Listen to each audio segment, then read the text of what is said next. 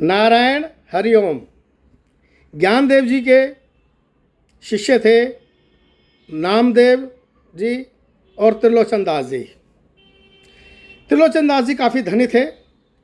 उनके घर में साधुओं का आना जाना लगा रहता था।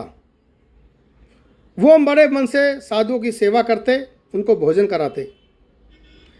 इसी तरीके से काफ़ी समय बीत गया और जब त्रिलोचन दास जी वृद्ध हो गए तो उनसे साधुओं की सेवा ढंग से नहीं हो पाती थी।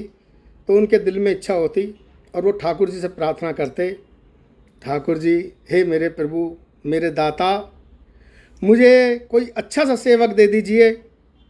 ये प्रार्थना वो बार बार करते। ठाकुर जी तो है ही रहम दिल, उनको दया आ गई। और जब अगले दिन त्रिलोचन दास जी ने अपने घर का दरवाज़ा खोला तो देखते हैं सामने एक युवक खड़ा है। उसके चेहरे पे बहुत तेज है, शरीर पे वस्त्र कई जगह से फटे हुए हैं। त्रिलोचन दास जी ने पूछा, कहो क्या काम है? युवक ने कहा, मेरा नाम अंतर्यामी है, मैं काम की तलाश में हूं। त्रिलोचन दास जी को मानो मनचाही मुराद मिल गई हो। उन्होंने कहा, भाई हमें सेवक की आवश्यकता है, परंतु हमारे यहाँ साधु संतों का आना जाना लगा रहता है, उनकी सेवा करनी है, उनके लिए भोजन तैयार करना है। युवक ने कहा, ठीक है, लेकिन हमारी एक शर्त है, हम धन नहीं लेंगे आपसे। हम जो भोजन खाएंगे 3-4 सेर का, वो आपकी धर्मपत्नी हमें पका के खिलाएगी, बाकी सबको तो हम पका के खिलाएंगे। त्रिलोचन दास जी ने कहा, ठीक है। और अंतर्यामी जी अंदर आए और उन्होंने जो है अपना काम संभाल लिया। साधु आते, अंतर्यामी जी बड़े मन से उनका भोजन पकाते और साधु संत बड़े खुश होके उस भोजन को खाते और उनकी आत्मा भी तृप्त हो जाती। और वो त्रिलोचन दास जी से अंतर्यामी की बड़ी तारीफ करते कि त्रिलोचन दास जी, आप बड़े खुशकिस्मत हो जो ऐसा सेवक आपको मिला है।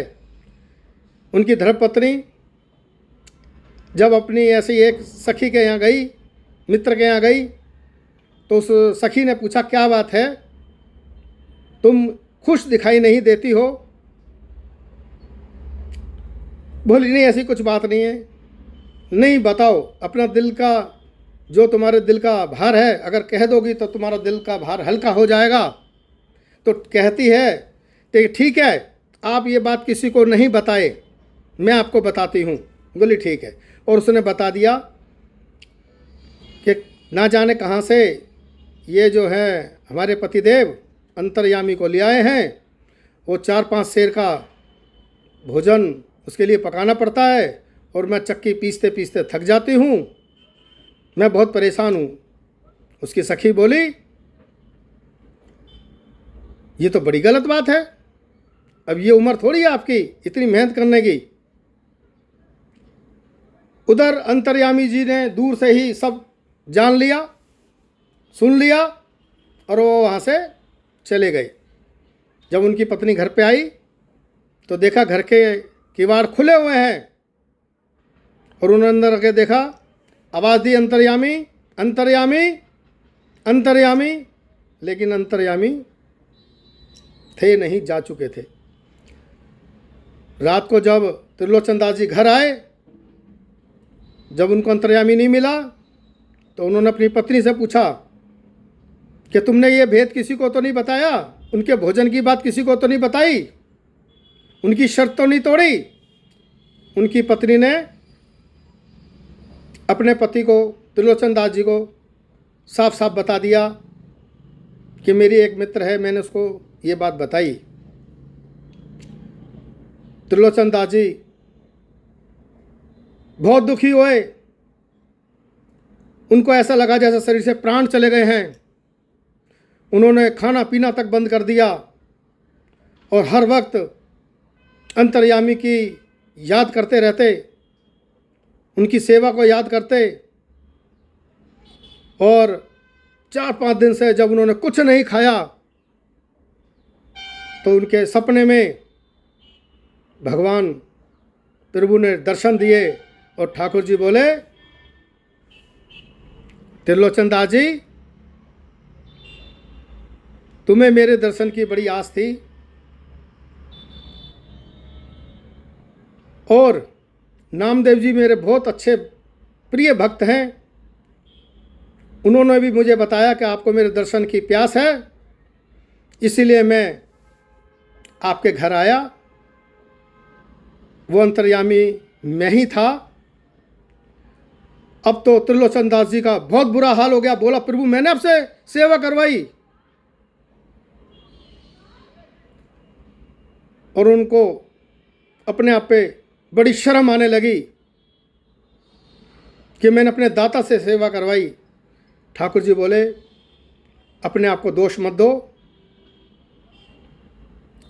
आप सत्कर्म करो, हृदय में प्रफुल्लता रखो, किसी के प्रति वैर मत रखो, भटके हुए लोगों को रास्ता दिखाओ, क्योंकि जो ईश्वर की भक्ति करते हैं और उनकी जो भक्ति करते हैं, मैं उनसे ज़्यादा प्रसन्न रहता हूँ। क्योंकि जहाँ पर भगवान की कथा होती है वहाँ पे मेरे प्रिय भक्त आते हैं, लेकिन जहाँ मेरे प्रिय भक्तों के चरित्र का वर्णन होता है वहाँ मैं स्वयं उपस्थित रहता हूँ और सबसे पहले आता हूँ। तो इसलिए त्रिलोचन दास जी, आप दुखी मत होइए, आप भटके हुए जीवों को ईश्वर प्रेम की तरफ मोड़िए और उनको बताइए कि हम कौन हैं, हम क्या हैं, हम किस लिए आए हैं, हमारा जन्म किस लिए हुआ है। जब वो ये जान जाएंगे तो किसी का गला नहीं काटेंगे, कोई गलत कार्य नहीं करेंगे, किसी के प्रति ईर्ष्या नहीं रखेंगे और वो सदैव सदैव के लिए उनका हृदय प्रेम में हो जाएगा और ईश्वर की भक्ति करेंगे। और जब तुम्हारा शरीर पूरा होगा तो तुम मेरे परम लोक धाम में, विष्णु धाम में आओगे और मेरा सानिध्य पाओगे। परंतु अभी तुम्हें पृथ्वी लोक पे रह के भटके हुए जीवों का उद्धार करना है, उनको बताना है प्रभु भक्ति कैसे की जाती है। प्रभु भक्ति के लिए मन में अहंकार ना हो, हृदय में निर्मलता हो, हृदय सरल हो, क्योंकि हमारे प्रभु ऐसे ही सरल हृदय वाले भक्तों के हृदय में राज करते हैं और उनकी बड़ी कृपा बरसती है ऐसे भक्तों पे। नारायण हरि ओम।